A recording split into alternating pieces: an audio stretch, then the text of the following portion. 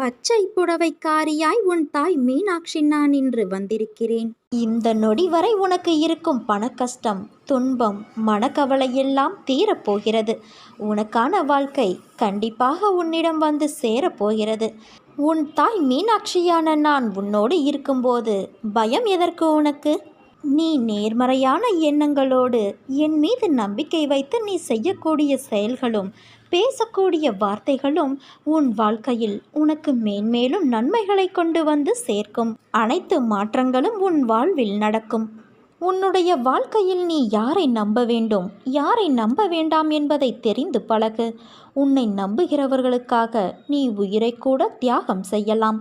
அவர்களுக்கு உன் அன்புதான் பொக்கிஷம். அவர்களை நீ ஒருபோதும் மறவாதே. அவர்களுக்கு நம்பிக்கை துரோகம் மட்டும் செய்யாதே. அது பாவம். அதை நீ எங்கு போனாலும் அந்த பாவத்தை உன்னால் துடைக்க முடியாது.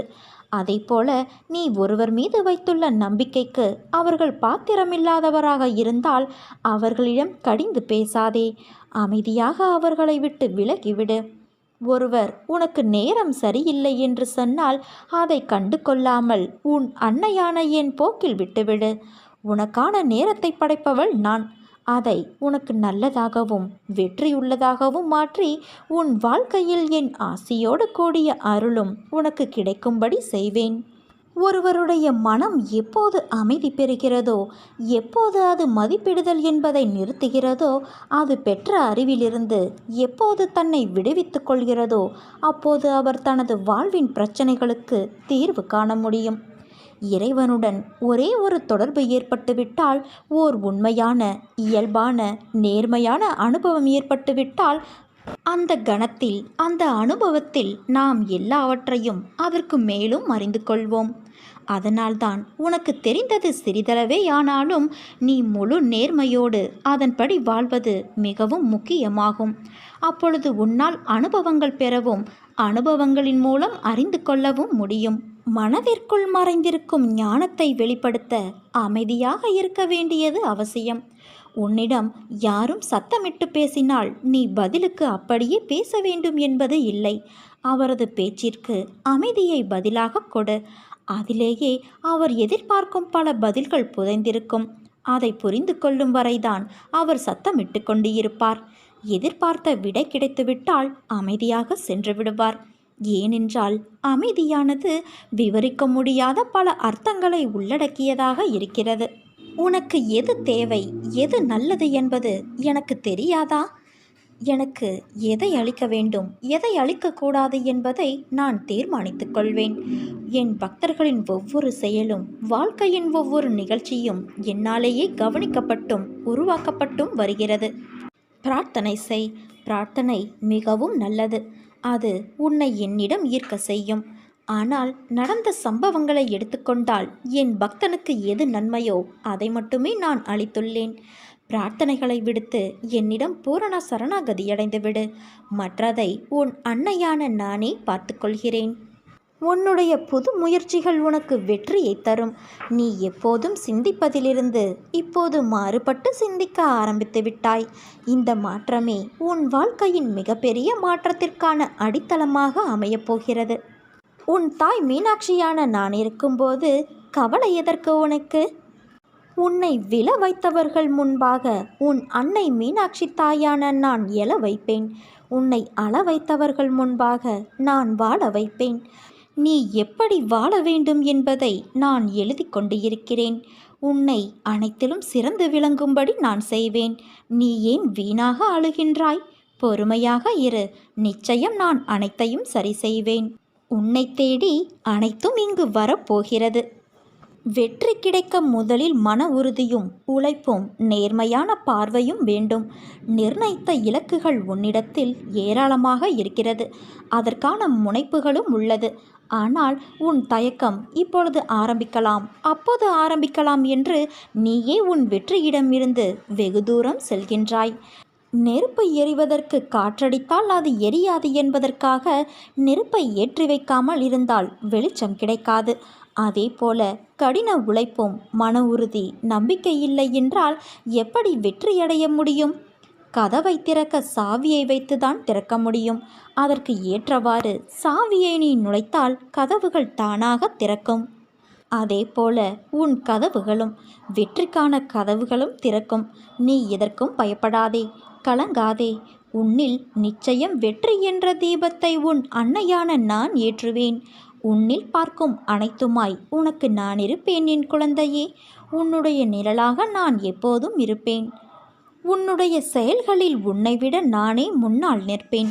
நீ விழிப்புணர்வு இன்றி இருந்தாலும் நான் மிகவும் விழிப்போடு உன்னை முன் நடத்தி வைக்கின்றேன். நீ என்னுடைய பாதங்களில் உனது பாரத்தை இறக்கி வைத்து சரணடையும் போது உன் அத்தனை கோரிக்கைகளையும் எண்ணங்களையும் நான் நிறைவேற்றுவேன். என்னை நீ அழைக்கும்போது நீ விரும்பிய தோற்றத்தில் தோன்றி உன்னை நான் மகிழ்விப்பேன். நீ என்னை முழுவதுமாக அடையும் தருணத்தில் உனது கர்ம பலன்களை நான் சுமப்பேன். நீ உனது ஆணவம், அகங்காரம், அகந்தை இவற்றை என்னிடத்தில் சமர்ப்பித்து சதா சர்வகாலம் என்னையே நினைத்து செயல்படும்போது உன்னை அனைத்திலும் இருந்து நான் விடுவிப்பேன். உனது துயரங்களை படிப்படியாக குறைத்து உன்னை பெரும் செல்வ சீமானாக்குவேன். செய்த பாவங்களிலிருந்து உன்னை நான் விடுவிப்பேன் என் குழந்தையே. என்னை நீ சரணாகதியடைந்தால் நான் உன்னை பாதுகாப்பேன். பொறுமையாக இரு. உனக்காக நிழலாக நான் எப்போதும் இருப்பேன். எத்தனை கைகள் உன்னை தள்ளிவிட்டாலும் ஒரு குழந்தை தன் தாயை நம்புவது போல நீ என் மீது வைக்கும் நம்பிக்கை என்றுமே உன்னை கைவிடாது. உன்னை சுற்றி நடந்த எதிர்பாராத நிகழ்வுகளால் உன் பொருளாதாரத்தில் நீ சிறிய பாதிப்பை சந்தித்துள்ளாய். உன்னுடைய அந்த நிலைமை விரைவில் சரி செய்யப்படும். உன்னால் முடிந்தால் யாராவது ஒருவருக்கு அவர் விரும்பிய உணவை நிறைவான அளவு வாங்கி கொடுத்து அவர் மனம் நிறைவடைய செய்.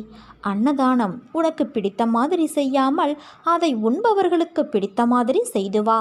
விரைவில் அனைத்தும் மாறும். உனக்காகவே உன் அன்னையான நான் இருக்கிறேன். உன் மனக்குழப்பங்கள் அனைத்தையும் மனமகிழ்ச்சியாக நான் மாற்றி தருகிறேன். என்னை நம்பி வாழும் உனக்கு நல்லதே நடக்கும். உன்னுடைய புது முயற்சிகள் உனக்கு வெற்றியை தரும். நீ எப்போதும் சிந்திப்பதிலிருந்து இப்போது மாறுபட்டு சிந்திக்க ஆரம்பித்து விட்டாய். இந்த மாற்றமே உன் வாழ்க்கையின் மிகப்பெரிய மாற்றத்திற்கான அடித்தளமாக அமையப்போகிறது. எப்பொழுதும் நேர்மறையான எண்ணங்களோடு என் மீது நம்பிக்கை வைத்து நீ செய்யக்கூடிய செயல்களும் பேசக்கூடிய வார்த்தைகளும் உன் வாழ்க்கையில் உனக்கு மேன்மேலும் நன்மைகளை கொண்டு வந்து சேர்க்கும். ஆனால் எதை செய்யும் பொழுதும் எதை பேசும் பொழுதும் கொஞ்சம் அதில் கவனமாக இரு. விரைவில் விரும்பிய அனைத்து மாற்றங்களும் உன் வாழ்க்கையில் உனக்கு கிடைக்கும் என் குழந்தையே. உன் அன்னையான என்னை வணங்கினால் சோதனைதான் என்று சொல்பவர்கள் முன்பு உன்னை ஒரு சாதனையாளராக நான் மாற்றப் போகிறேன். என்னை நம்பியவரின் வாழ்க்கையில் வெற்றி பெறுவது நிச்சயம். என் பக்தர்களை காப்பது என் கடமை. நீ கலங்காதே. நான் காலமும் அறிவேன், கருணையும் பொறுவேன். நீ நம்பிக்கையோடு இரு என் தங்கமான பிள்ளையே. என் துணை உனக்கு எப்போதுமே இருக்கும். சில நேரம் என் குழந்தையின் நலன்களுக்காக வழிகளோடு நடக்க வைப்பதே தீர்மான சூழலாய் அமைகின்றது. ஆனால் அது நீண்ட நாள் தொடரும் அளவிற்கு நான் உன் அன்னை விடமாட்டேன். நீ உன்னில் பார்க்கும் அனைத்துமாய் அகிலத்தின் ரூபமாய் உனக்கு நான் இருப்பேன். நீ மற்றவர்களுக்காக பிரார்த்தனை செய்கிறாயல்லவா?